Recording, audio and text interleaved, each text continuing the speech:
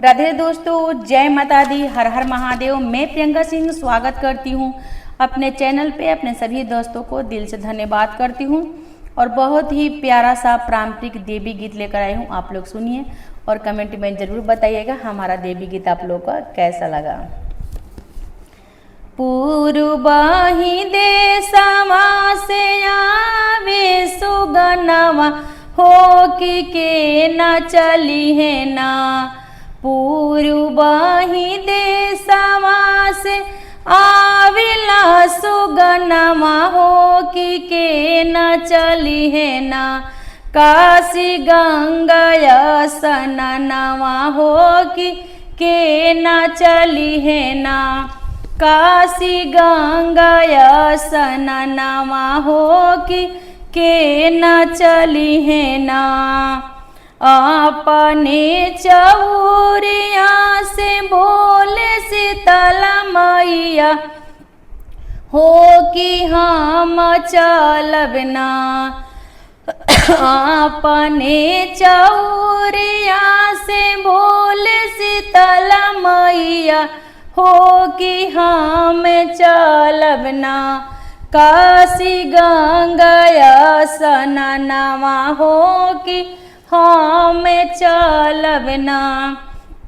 काशी गंगा स्नानवा हो कि हम चलब ना।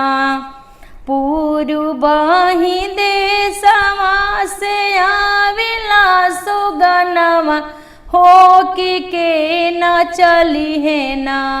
काशी गंगा स्नानवा हो के न चली है ना। काशी गंगा स्नानवा हो के न चली है ना। अपने चौरिया से बोले दुर्गा मैया हो कि हम चलब ना। अपने चौरिया से बोले दुर्गा मैया हो कि हम चलब ना।